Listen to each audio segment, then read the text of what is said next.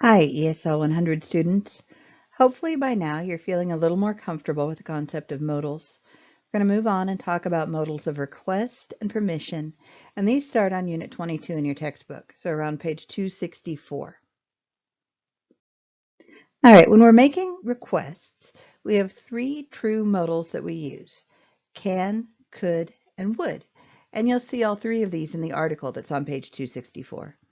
Now notice that all three of these are talking about the present or the future. So here, could is not about the past. We saw could being a past when we were talking about ability, but could can talk about the present and the future, and here it's present and future requesting permission. So when we are using can, could, and would to make a request of another person, we're essentially asking someone to do something, and it's usually followed by the word you. And when you are responding to requests, there are several ways that you can do it, and these are listed on pages 266 and 267 in your book. So the first way of making a request is using can, and that's informal. So can you help me? And you would reply, yes, I can. Or you could say, sorry, I can't. If you want to ask more formally, would you help me? Could you help me? Now notice that the answers for these do not include the same helping verbs. So if I say, would you help me with this, please?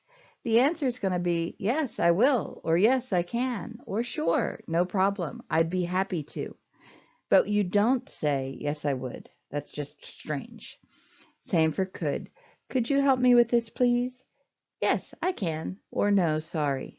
So again, a lot of times the short answer is actually, sure, no problem, certainly, I'd be happy to. If it's negative, we almost always apologize and say, sorry, no, I'm so sorry, but I can't. I'm sorry, but I have to. And you explain why you can't. So if you say, Miss Holly, could you please come to my house and teach me grammar? I'll say, I am so sorry, I can't.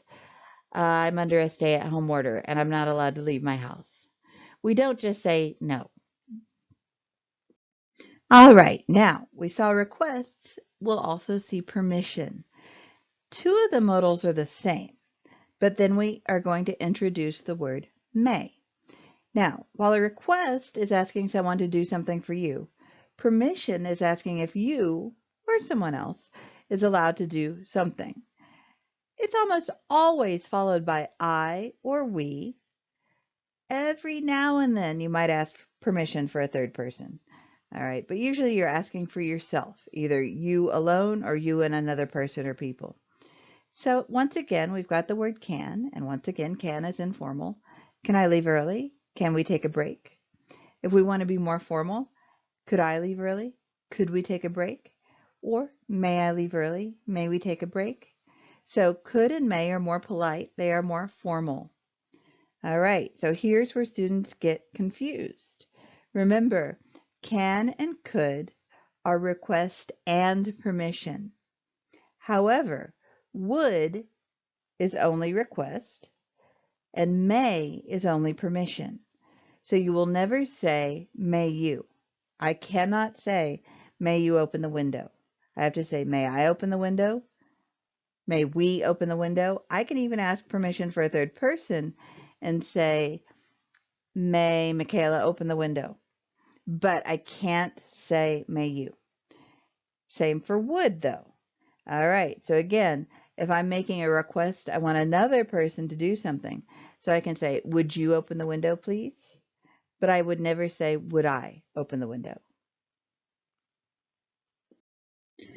All right, so again, when you are granting permission, when you're saying that a person can or can't do something, all right, you're going to respond similarly to how we were granting requests. So may I borrow your pen? Yes, you may. No, you may not. Now don't use a contraction for may not. It doesn't exist in American English.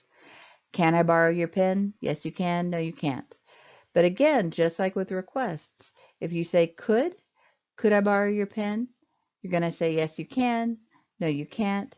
Say sure, no problem, certainly, or sorry, no. We don't use could in the response for permission, just like we don't use could in the response for granting a request. Okay, so now a lot of the studying is up to you. Study Unit 22, do the exercises, do your online workbook exercises for both Units 21 and 22, check your answers in the answer key, post your questions to the discussion board. There's more practice that I'm putting on Blackboard for you. I've got a self-practice worksheet on modals of permission. Again, you can do this with a friend or a sister. We used to do this with partners in class, so feel free to email or use our virtual hangout and talk to a classmate or a friend to work on it. I'm also attaching the answer sheet, so once you've done the practice, you can download the practice answer sheet and compare your answers. Once you feel pretty comfortable with all of this, you can do your third comprehension check. So just like always, you need a password. The password is the word permission. Do it as often as you like, but try to get it done before you move on to the next topic. And of course, get it done before the end of the module. All right, guys, see you again soon.